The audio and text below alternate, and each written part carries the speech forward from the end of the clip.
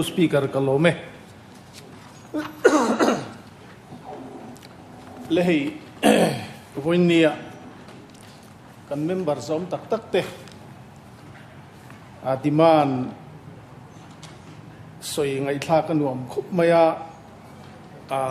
kananin du sakna le anin pakna tongkam te kha kan ma mi thu soyang deu le khanin tak tak ke mo inti mai te po ka thil ol tak tur nia kan ngaya ei nia riek member zom tak tak te nai nan soi hi han riek lowa han ban liam ti chu dikin ka khet lo dewa hamaro chu zonga za ha chu kan thei lo mai theya ei pu ni ha ra kha ani kha kan dalal tiang soi vereng mai china khulaya anbial chung har satnan to indo bangladesh border fencing awang le letam tak chia chungchang hi hausa po voitam tak pu speaker soi thina hei hi kan thiat vele khan director level atangin enfia turin lunglei dao mai ni lovin dc thuin kan kaltira ti chuan uluk ti nan zuena tarik ni li changan riat akha hunan zumang nia kan ngaya tiang chuan huna uluk takin verification hian ru anzuneya ti pregat hian farmer za somthum pasari ei hi hectare somsari pali point panga bial azau ania in khozoi suri hi farmer za som nam huna nia chu hectare somriat pariat point pani bial ania tin tabla bak aniem on typing mistake ani japla bak tianan taipa tahian farmer za somli pakhat an oma hectare za somni pasari point pakwa bial azawania in kalapani hi farmer za somli omna ania hectare somko pathum point pathum bial ania ba hian hectare zathum somriat pathum point pakwa bial azaw khania ni hei hi kan potential area ni na angin enge ni at malak thenang angama lak turangin ru man na chukan nema ro chu kulaya amuna omten enge ni kot lama te po kalpuyan tum nge ni enge ni kot challenge te pon tum nin alanga po ni sela ke ni chuan kan ti thayang chin kha kan zutia atulangin helaya po kan lo en non ve lenga nge ni atulangin malak theda na ngang kong kan lo dap don ni tia kha kan house le ama kan member zom tak pok report kan pe ni sela tin chumi rual chuan kha tractor kha mamo le maya kha chu nia kan member te hi hemi chongte lampo ani thopa potential area kan nei khu athra maro chu kan in dai lo em wangin duangin kan nen kol nun nang le thei lo wa po ni sela hei ma kan la zela tun tu ma po chongte la ma phei chuan in land development tur ha kalpui kan tu mani tia kha kan chongte bial tu zom tak ner akhan kan soidu po ni sela pu speaker hei huna kalzel lo nan nimin lama wainap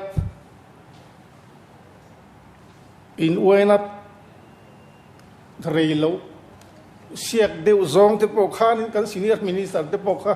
kan kala po ni sela reilo tu ti lo kan tum veng ke point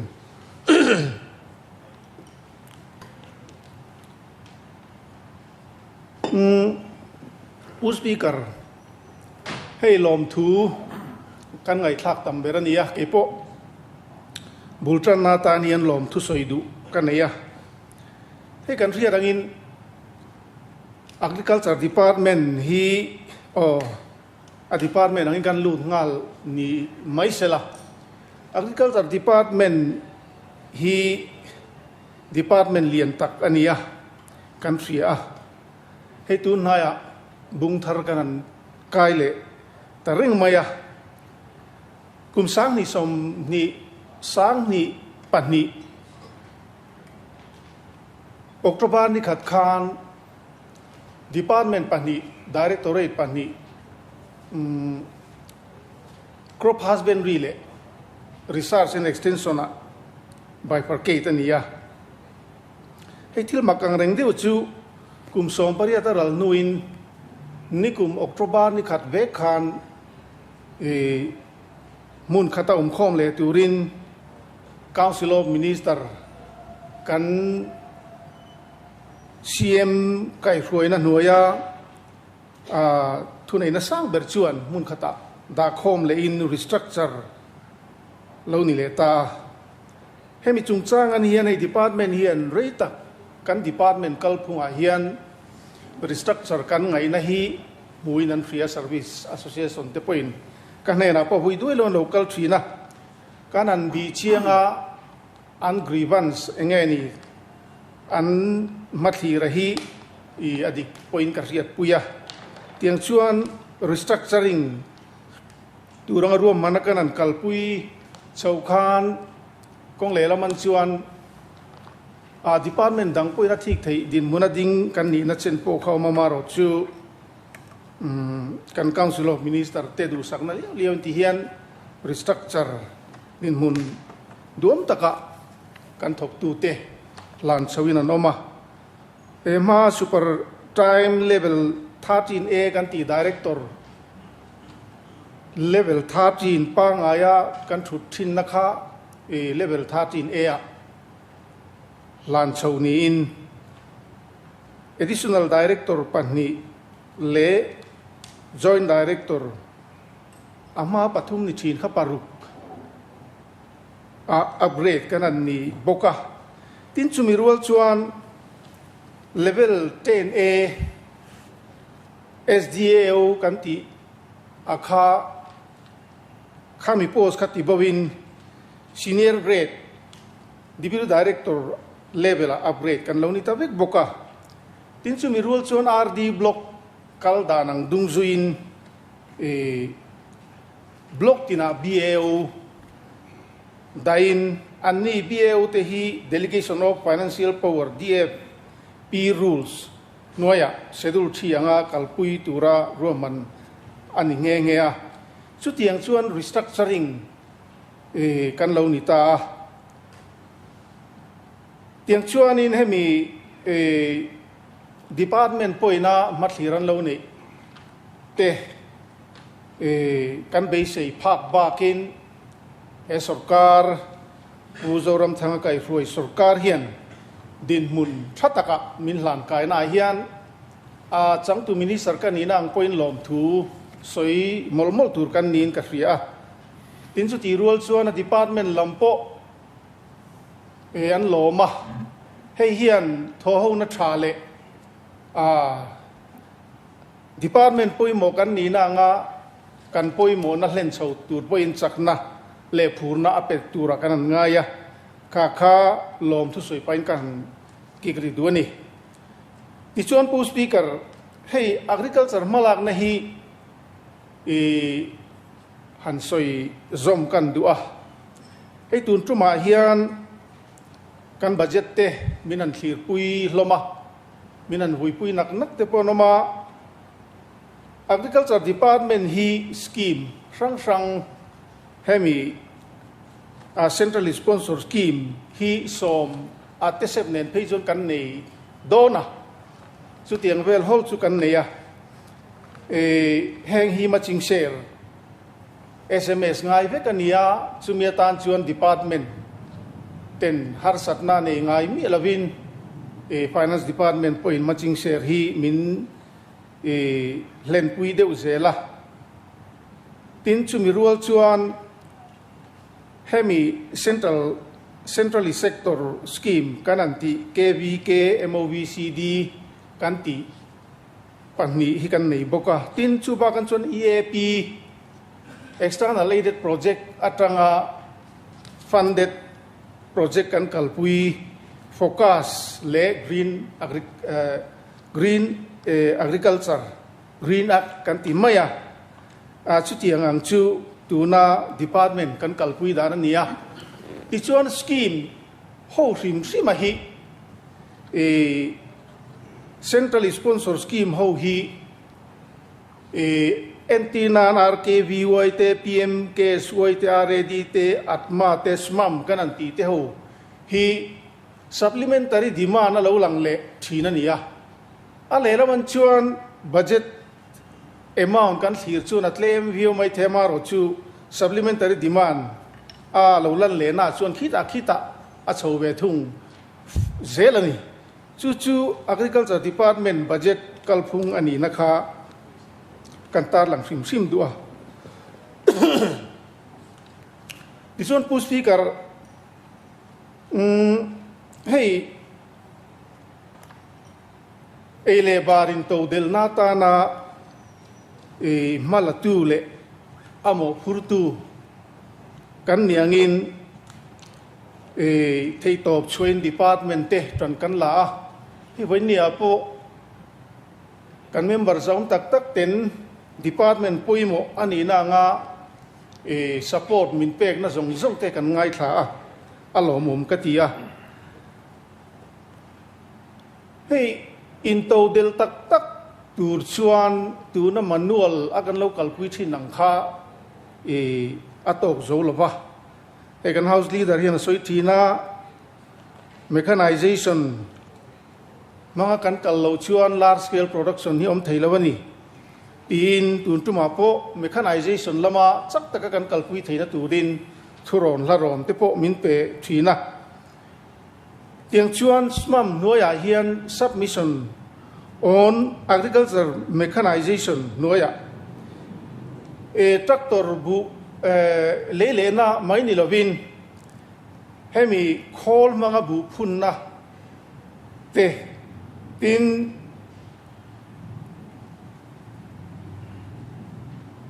bu sing na khol te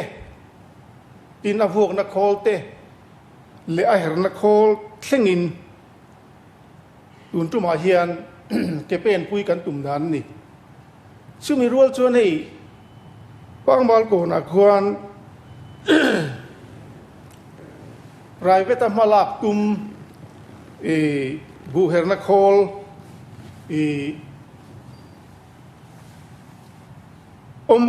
rice mill antia tu na khuan khol te po cha thlengin khulai bor vela bu her turang chi theyang ang chu her thei tura ru man na akal pui me ka tin ke ni lampo hian department angin ACDP tang point ama mo angte a theyang chen chu kan thir pui renga tin tui ma mo na de tui khol na ma mo na tui khol na tura ma mo te le tui lak na turang chi te le thil dang ate po kha kan en puya tiang chuan khu lo ting chho thei ni chuan khulai bor vela bu hum engma chen chu her thei tura kan ngaya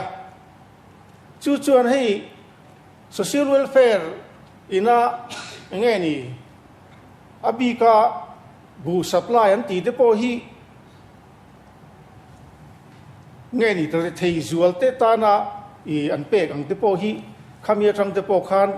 ti thei dano manga ti te a hlom pui kan lei mai lo ni poin chulai ang huang te po chu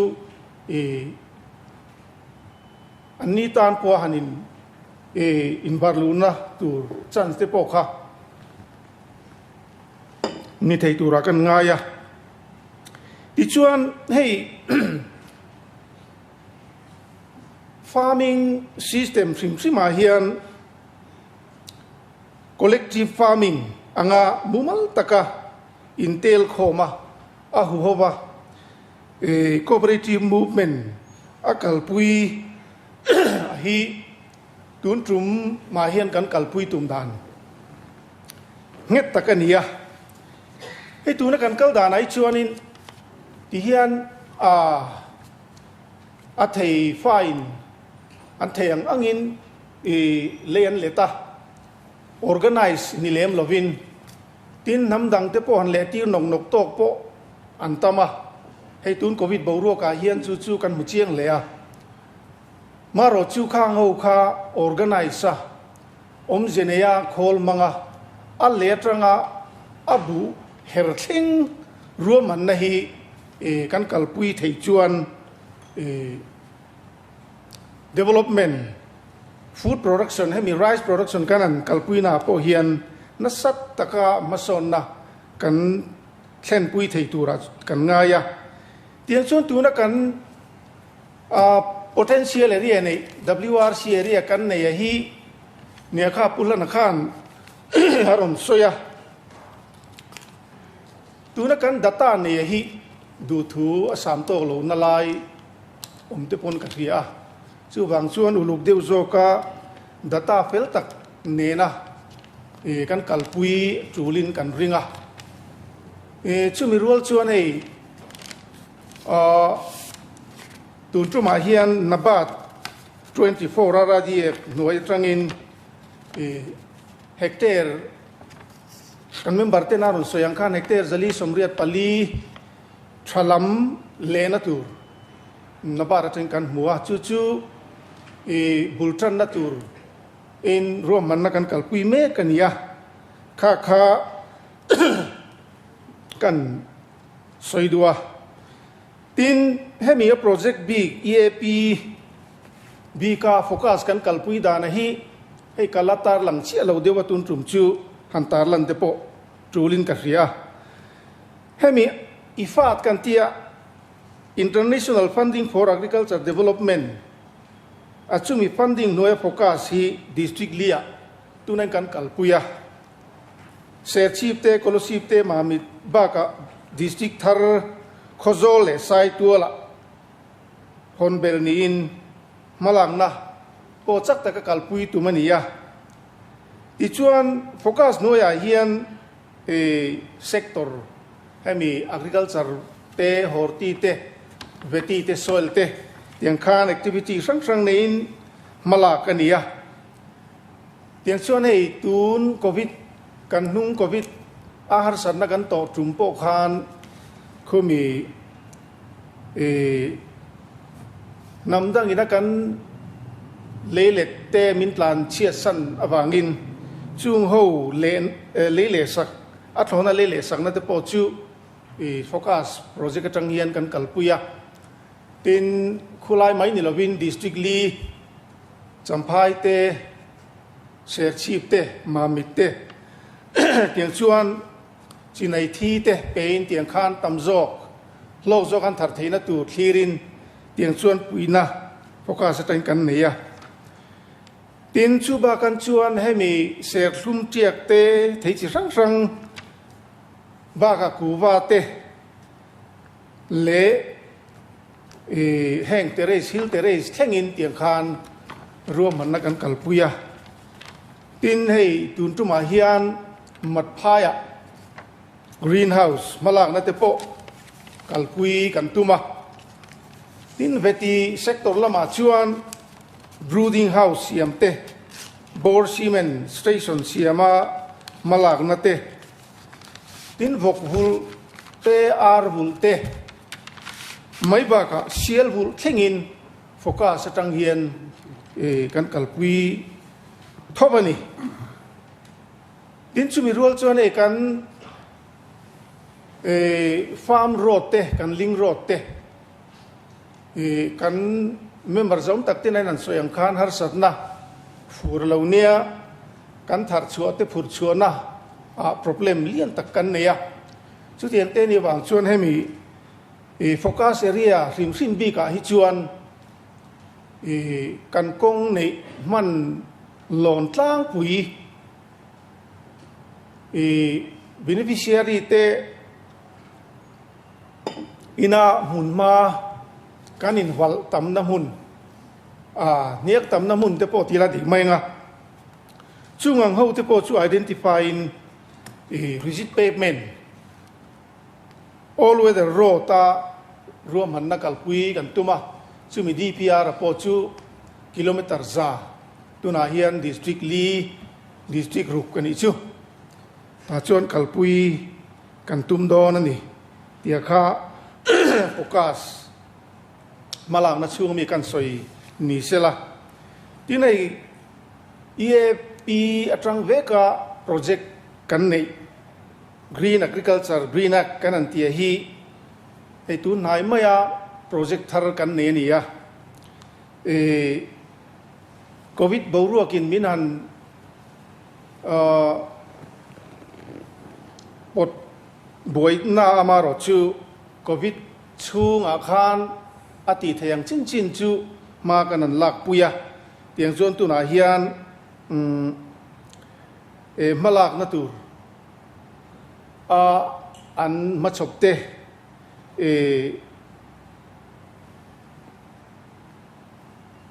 an kalpui meka he project he global environmental facility funding agency noya FAO malak na ania Dampa Tiger Reserve Bulnaya Khosom ni Pathum le Thorang Wildlife Sanctuary Bulnaya Khosom Pathum te chung ho nena environment le biodiversity kum halna na malak na tura ruamanna project ania ti chuna thok tu tura po hi lak fel an ni to an ni hian thei top choin ma survey assessment survey te pon neya ichon hegri na kina tumlian ber chu biodiversity hum hal anung cha tual chai na ven himte environment dang lamna veng him zong malak te boruak chia titlem zonga e zon nangel nget siam te tin zirti na khangang environment poimo na akha uluk taka in zirtira chumi keng tela mason na khen ngei tura malak na te ania tiang chuan he green akhi ma kanan la choni chuan malak na omjenei tak le khulai borbela abul nai borbela kan kho sang te ei zon na po green ak manghian kan siam sak thei don ani tin chu lo le chuan hei centrally sponsor sector b ka hian MOVCD kan ne ya hei hi kan re tam lo ang ren khop mai han soilang le tai la mission organic value chain development in northeastern region yen ya chumina tumber chu chemical fertilizer tel lova thar chuati punania central sarkar hi an notice bi ka hi virgin land angamin ngaya bangin he mission hi notice bi ka hian practice taila tin du saktakin he tun tu ma hian nagaland nen kan kalpuya he mission hi tison kum sang ni som paru ka tanga bul lo tan to khani tuna hian phase 1 le phase 2 kan zo to phase 3 hei hi hectare sang riat vel ka varna turang tuna hian phase 3 hi kan lut le meka he mission noya hian service provider sarkarin thanchu anaya chumi ten kol noya chuan FPO dinin FPO te hian farmer interest group engamosa siamin chung farmer interest group te mangchuan hemi thai thanchua bik marcha te so thing te ayeng te thing pui te organic langa tharchuaka malatura ti annia kung lela man chuan heng organic product te hi cái này anh ram để thấy à phê chuan man zo ka suma kan chan thei thila nia he kala khia reng tu sang ni pakhat kum khani ta in ka khia German based company in lokala chu ti la sun mi phu chairman kania kan thei tui sap thei tui kha minon dora a thei tui red kan siam late point organic langa kan thar chuaka thei tui kan siam chuak thei ni chuan an le ngam thu min frila chu ta tang chuan hemi organic product lutna a hi a chiang leng ka ria chu wang chuan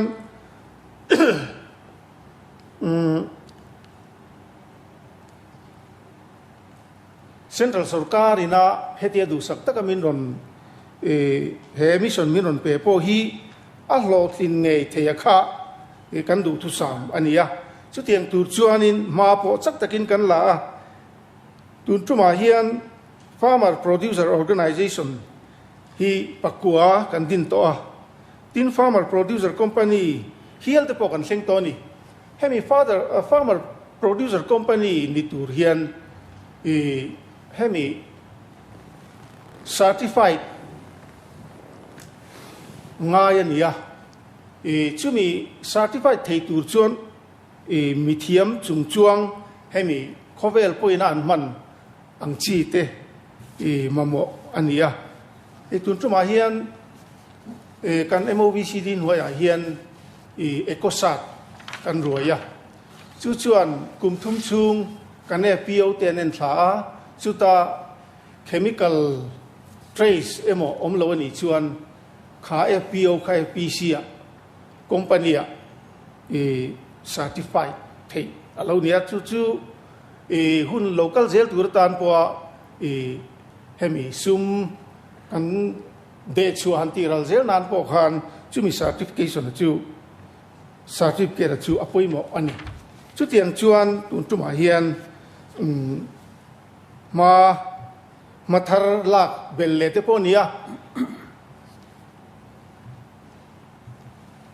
chu hemi MOVCDP ka khan kan tarlan ni le ta sela hey kan member zom tak te khanin research poimo nei non sei chuaka lo mom katia hey ke po agri department a mo phun kan chan hian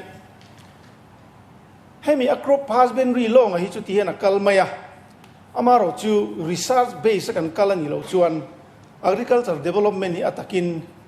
akal theilo ni ti hi chiangin ka ria yang chuan research and extension R&D noya hian chutiang ama kan lakna rang te han soilang le taila ha kan ho tu te khan kan member zom tak te khan in ron soilang to a hei na thial ason zirna school ITC kan ti thina kha kan council of minister kan cabinet ten din mun sang zoka diploma course kan kal chopui theina turin minap reta tunai chuan school of agriculture science angin syllabus thar te po kan an neya tin somi an chua kan i so chuan lateral NT mundanga engeni degree course te po hanzir zom le thei tura khatiang ang bridge course anti theina turang te po kha tuna kan syllabus ate po chuan kan rin lut tela tiang chuan kan building nei te roi to a chumi han sak thale nan chuan kan sarkarin hemi RIDF na bat atang hian asakna tur te minan pe a tiang chuan kan an sanga he ASSS School of Agriculture Science thei topin hetia covid boruak te inaminan tuan san chawa phei chuan ma kan la don ni tin chu ba kan chuan hei research lam kum sang ni somni pakhat chung hian in tual tro vai mim puile pok zo state variety release tumania hei hi Indian Institute of Maize Research IIMR tenena tang kopa malak nakal mekania tin ni sira kan member zong takte nai soyang khan OP12 biofertilizer laboratory nei boya kan sakme ka khi heituna building te po sakzo choni mai dona khime tang khian hemi ngani organic fertilizer kan ti mai chu kha kha tam thayang ber ti chua tumania ki malang na po khiale lam takan chone kan house leader ina thane min ngai pui na chana kan malang na vek khania SCDP tanga kan ma chau khania tin chu ba kan chun biological control laboratory leng puya tuna hian building te sak chau tanania khuda tang khuan biocontrol agent te siam chuakin kan farmers mun sang mi te man tang kai tura heng hi ro man na kalpui turania tin seed village sung chang te poin an soi langa hi district hemi kan DAO mun sang atma agriculture training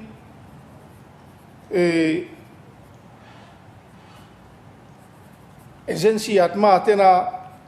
an malak na in kut ke mang kan man te ni in tiang chuan tu na hian chak takin ma kan la a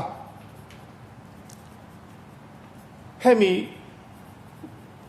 thlai chin tlang lon kan an ti be te vai mim te bu chi hemi tlang ram bu chi kan an ti te le zorin bin te le hei Manipur atanga bu chi tha kan la RCM 10 le 13 te po chin punania chu tun trum kharip seasona kan WRC lelet nei tu te na an chin man thei tura ru man na kalpui ani nge ni tin chu mi rual chu nei ti hemi alu hi tun truma alu in to del hi kan soi na sa a tin atul po trula mi pui po in kan nei na sa hey no pang te phei chu alo om thei lo an nia chu bang chuan heng te tal hi chu in to del tura ma hroya kan nei thalomi ti te po kan ngai tu na om thina ya tiang chuan a chin pun na tura malak na hi thil boi thak te oni na lai oma a chi phai tran lak chua hian tam tak a troi chia tiang khana lama hla a i har sana tam tak om thina chu bang chuan tissue culture manga malak theidan om tura kan ngaya tiang chuan research lama kan thok tu ten chu mi ruam man na a chu siamin tu na hian ni sia kan vom luta hei po hi kan house leader kan siam zong takian min phur puya a lo thing ngei tura po kan ngaya tin chu ba kan chuan hemi post harvest management le food processing kan an tia hi hetia malak na chak taka kan kal rual hian anu khoi amor bok na hi tul le a chu ti rual chu nei ai zo la hian kan thalai rual te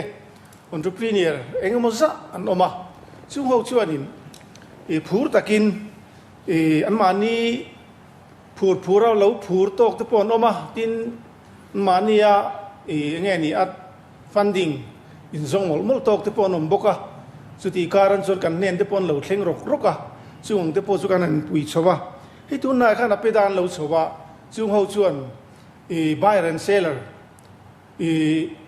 meet ani na ngin buyer ho mi thiam le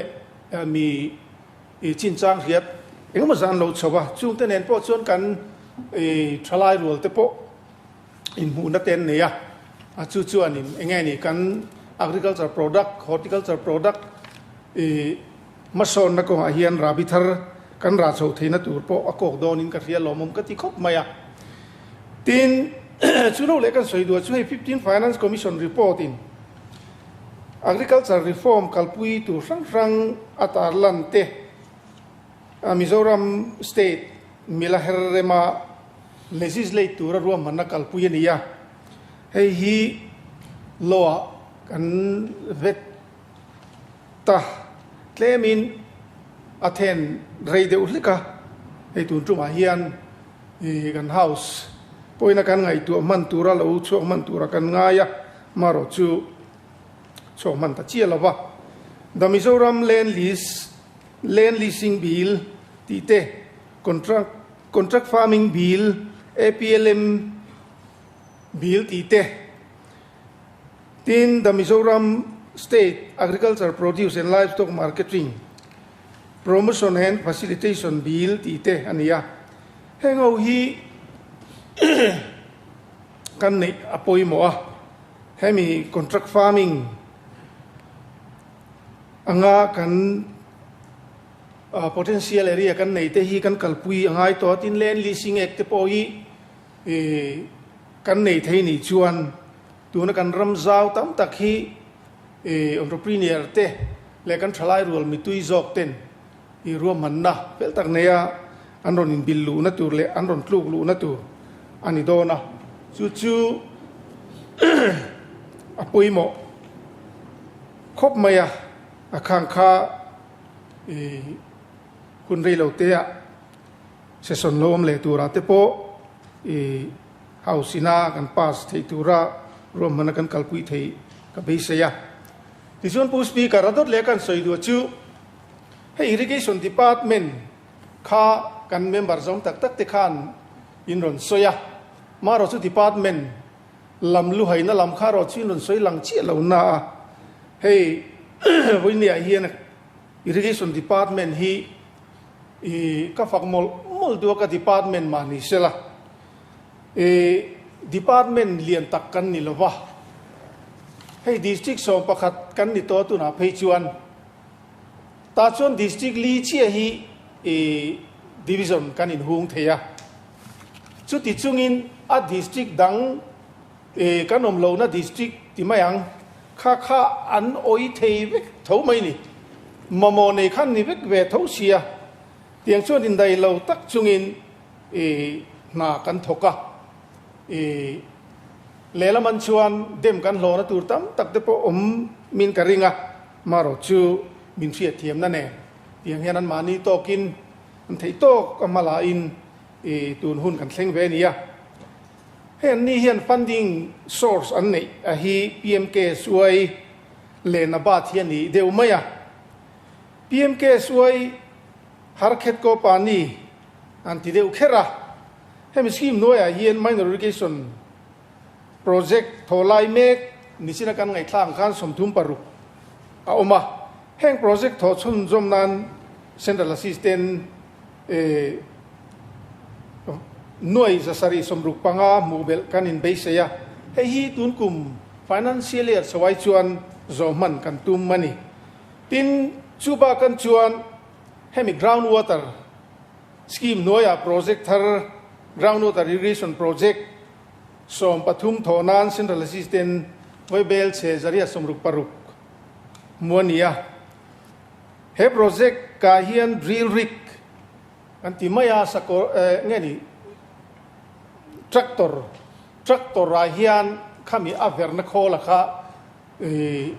voin tiang khan verna muntur potential area tlan puilong long ti khan zuber chil mai thei tura khatia romanna khania ti chuan leinuai tuiver chuana tur mun zani pakua roman nin chumi atang za somriat pali hi solar tuipam manga ran turania tin mun somni panga roi chu electric manga ti ngeni apam khola khati ngeni man electric manga ti kaltur khania ti chun he project hi hectare zanga somha pathum chom theitura beisayania tin lo nei tu zali somruk pariat inan chor theitura beisai ni bokani tin RIDF nabat nuaya bokhian project paruk zona tur noi zathum somnga pathum mu ania tun thal chu nga zo man tum ani boka tin chu lo le chuan hemi RIDF nabat nuai tang vekin cheng nuai zani somni pasari sena tur chom zau groundwater irrigation project se chi kalpui me ka tunai sarkar approval pu huani to a he project hi ram hectare somnga pani chom tura ro manania chom zau groundwater irrigation project thona tur hi tuna hian sarkara sanction deal me kani helai pu speaker kan soizau du soizau lik du kan soizau lik anga kimi chom zau khi hemi irrigation channel hian hemi chom tur hian tui kan hu that lo wangin khilaya khian hemi groundwater atanga tui ver a hi kan kalpui mai lo chuan tin hun som thum pakhata le tui ver na tu ro man na kalpui ania tin hei ba kan hianin focus atang hian khimi te kan an ena tlang te tlang bok te khianin reservoir da hemi solar tui pam manga tui khol na siama gravity a farmer tena tangka takan man thei tura ru man na focus atang point kalpui ania project te po DPR te siamin tiang khanin focus atangin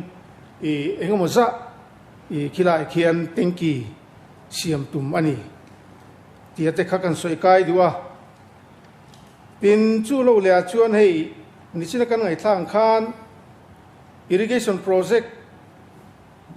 zoto amaro chu channel chiata wanga kan leilet hectare sangli zaria somriat pakualai mai lui lon lu theina mi alo tuilo wanga siam theilo kha kan neya chumi sobrop to siam that lena tan chuan hei special central assistant sum kan hu atrangin tu na hian malak tumania achung te chu kan soikai tel dua tin kan member som tak tak tinain soyang khan hei PM kusum yejona a hi nikum khan PM kusum noelo nei tu te man tu solar pump unit zani central kan dila minon falsaka amaro chu funding patran hi aboi thak deu hleka centalin za somnga tumanga za som thum hi state sarkar tumania za som ni ka beneficiary te tum turania hemia funding patran thula hian tlema har sarna kan ne wangin akan ruamanna duangina chak mai theilawa maro chu hei kan house leader ne na hian kan har sarna te kan thlena financially hian zo sela hei hi engmoti zong tala kan sukian thei kan in beiseya ani point min ngai poimo puya hemi kan ti thei ni chuan hemi te nuaya hian horsepower 0.2 horsepower atanga 7 horsepower thing achak akha kan muthei dona chu tiang te ni phei chuan tuna kan farmer tam tak mun franga ka tuilo wang har satna neya thlai po ching le theilo ten an har satna sutkian saka ngeni an beisei anga kan thar turang angte thar thei tura romanna kan farmer te kan nei sak thei kan in beisei ni ti chuan pu speaker hey irrigation channel hi tuna kanan soiba kan khan hun sang sanga tunang hun a phei chuan channel a tui luang hi kan nei to manglova January tha te February tha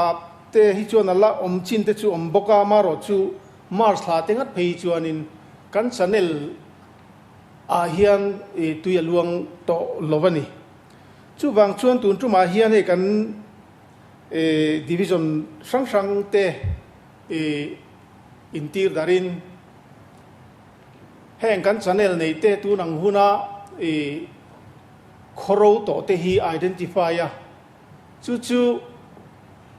aluan enge ni kha mi a channel kal zel a tui om thei masabera tanga a channel aluan ti thei na tu rang tui om thei te po identify nga la chu tiang ang zonga tui farmer ten an don thei na turin an nei thei na turin ro man na kalpui ni se ti in kan department te tiang chuan ma kan la a ei report a local meka khatiang te a ro man na rem chang siam the ni chuan kan farmer te ta na har sat na kan sun kian theina tura kan ngaya tin chu lawan chuan pu speaker hei NHP kan tia central sector scheme sen so zong central tum vekania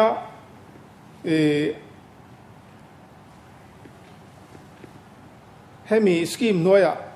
hian national hydrology project thome kania he project hi India rampuma kalpui ni in kumria chung tho tura ru manania sang ni somni pathum nili kuma zo tura ru manania he project hi water resources information chi frang changtlung le rintla kan neya ama mo piang nena chop chu ani theina tura duanania he project noya hian na sang baka IIT Roorkee a mithiamte roin heng zirbing na chini hi kalpui tranania spring rejuvenation studies antia tuina kang zel veng tura malak dan anriat theina turle sediment studies leichunglang luangral le luimong lama ain chek khom inang hong anei theidan zirchian na akha he NHP noya malak nei na kalpui me kania heng te hi ataka alotling thei ni chuan etuna tui har satna kanan soyang chi ho hi a solution emi tang point kan mu thei i base omdon ani tiakha kan soi du a ti chuan pu speaker hey tun truman hianin rainwater harvesting teng ti mayang hemi ro ti van tla khol na hi muntina kan ngai poi mo thu kan soi thina tiang chuan hemi 10% GBS anti chunga hian hei bat nge ni project te kan zu vom hlave a chu tun in rin ni khan phone te kan andonga hloting thei tur niom takin kan khulaya Delhi lama tanga kan in contact na atang chuan kan han ria halom om kan tia chung chu kan soi ni sela ti chuan pu speaker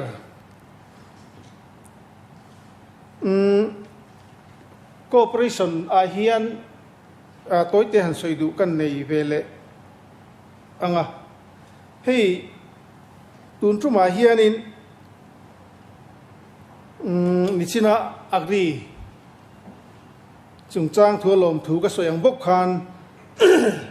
cooperation department sana po hian lom thu soi tur kan neya hei hun rei tak service problem internal service problem kan nei wangin cooperative society cooperation department noya hian har sarna tam tak kan to ka hemi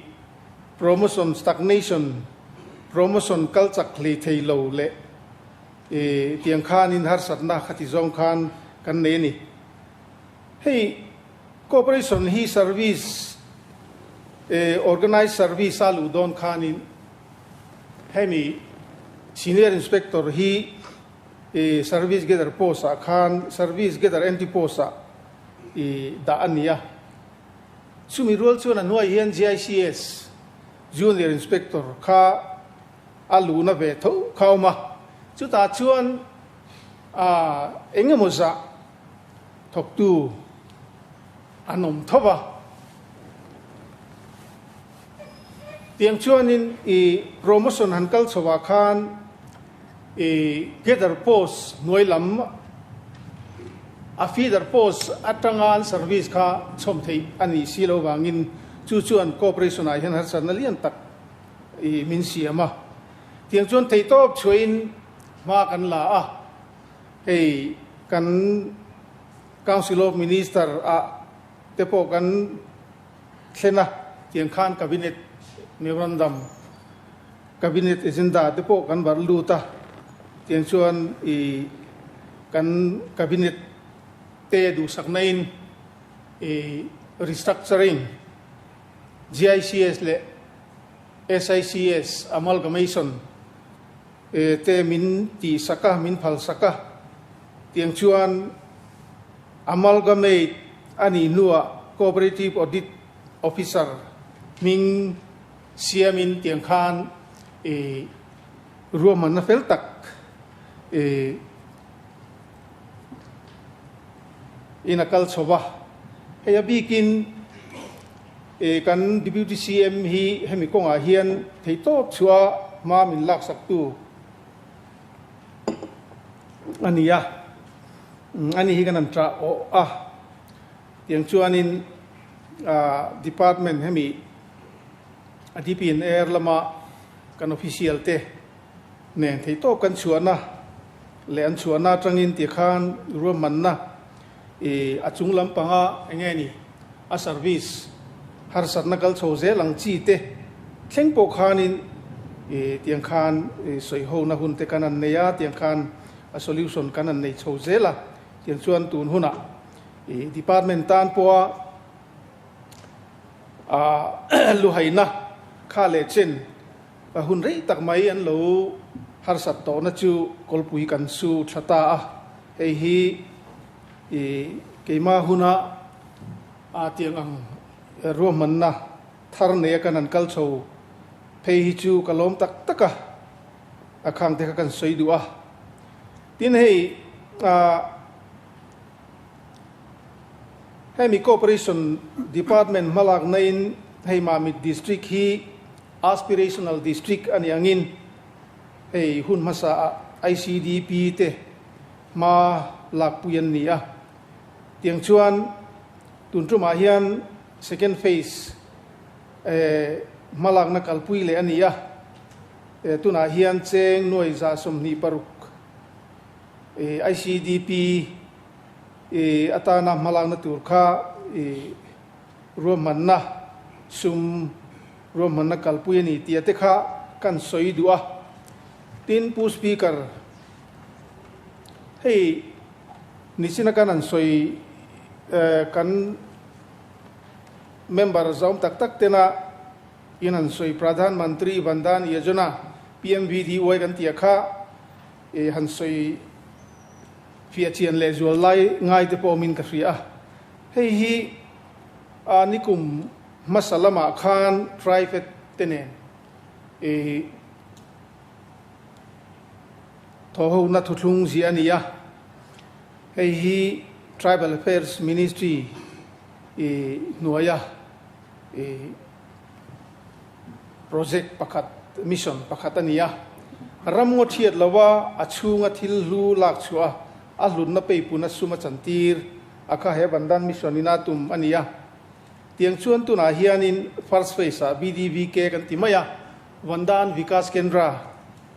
kha farming cooperative society ti na mai ani thil dang ani lem lowa vai ming khani ve maya ta chuan tu na hian first phase khan hemi farming cooperative society hi somli pali district tina din ania chungo ne na chuan cheng noi zanga somriat pakhat pek chuani to a tu na hin second phase atan VDB ke za som panga kalpui le me kania training le advocacy le equipment khang ang ruam man na tang khan pro som pasari e sangson hu ani to nge a ti chuan malang na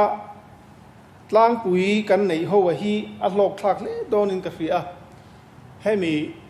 MOVCD kan an ti te le thil dang dang hemi RD department atanga malang na sang hemi tingtlanga activity kan nei ho te ne na conversion mo ta kalpuya khatianga kun thok tu te sum la lu na man ro pui mo tak tu rakha ani chodona tiang chuan hei hemi nuai a hian kuba scope na te aieng so thing marcha chochi sabon te tin khuai khoi te thleng po khan he mission a hena kalpui theya tin tumbu pikalte mautoi pikalte tin ramhul dam doi te po mun then khara chuan siamania tiang khan hun local zel tura buyer and seller meet te po ruaman na neya tiang khan in farmers te society te inti purton na neya kalpui kha kantum ani tiate kha kan soi dua ti chuan pu speaker hey cooperation department a hian mason na tam tak kan nei soi tur oma AMCAB Mizoram Cooperative Apec Bank hi hun masa hemi MNF ministry masa ate pei ka chuan bank thi mai thei din huna ding khan ya ti hian huna local zela ti khan hei tun huna tak pei chuan an NPA hi 3.61% alo ni reng to maya hey schedule bank hi 5% below ani hian schedule bank a lan kai thei ni ya chu tiang ang din huna chuan schedule bank a lan kai thei din huna chuan kana pek bank te po hi alo ding reng to alo ni ya tin hey nikum kum lai hol vel khan an profit turnover kazo khan vaibel chekwa borbel khan profit turnover ania e tun din huna tak phei chuanin vaibel se som panga deu thoin an lo thang mana eng te hi alom om le in ka ria tin hey kun thok te hemi aizo sabab area kanan nei ho CP kan ti te mual lung thu kan ti te ai bok thleng te pon yang chu asulai tak te pe chon beng te pom mai theya hemi mobile ATM van kan nung lok kan han long chakha atangkai le don in ka ria hemi kan farmers te benga kalbugai ngai lova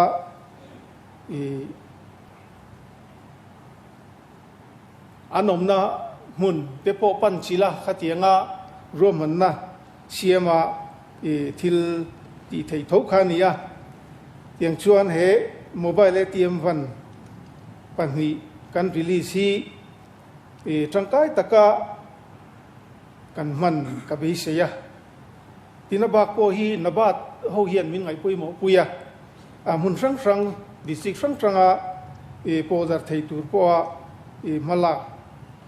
thei ani be sei oma kan la chom zel tur po ngai tai la tin chu ba kan chuan hei mizo fet hemi federation a hian mason na tam tak mutu roma kan soi vek seng lawanga he mizo fet bi ka hian dispensing pump he petrol pump kan an tile mai thina hi aming dik taka chun dispensing pump tia lam tur ni an tia he tun tu ma hian in dispensing pump hi mun li aizola te kon puya te ke fa nga te tlabunga te da tumania e punyar biela pokhan e mizo pet e dispensing pam da tumna kan nei ni chu tichon pu speaker e ka du tok moyanga he nia kan member som tak tak te e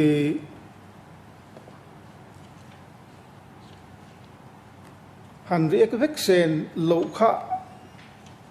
an riek vek thei siu po kha that te lul nen e ni sina kan ngai thak ang khan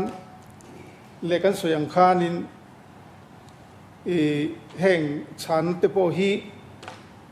ta kan kol vek thoba kina a chan na kan la ron circulate thei tho tu rangai la chain ka ringa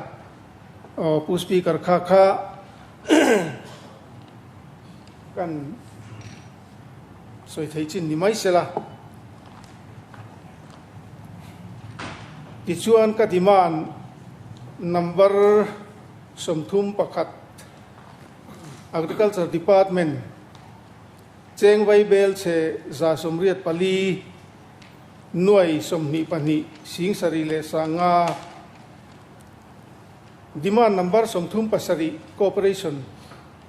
vai bel se som pali nuai som ko pali le singru tin irrigation and water resources demand number som li pasari na vai bel se som nga pariat nuai som li paruk singa le sangkua te hi he hau zau takhian min pas pui turin karom ngene alomet ole tuna chuan pen minister zom tak pusilal rin sangan adiman number somthum le pakhat agriculture department bible se sa somret pali noi somni pani sing sari sanga demand number somthum le pasari cooperation saying bible se som pali noi somko pali singru demand number 47 irrigation and water resources Bible si semua pariat noi assembly per singa sangkua avai belkom Bible si jadi semua le pasari noi samr pathum singko sangli tehi au sa pa saruntila remti piangin remti tiraule remti lo kanomem kanom chuan remti lo ti ula ole tuna chuan kan minister zaum tak pusilal rin sanga demand te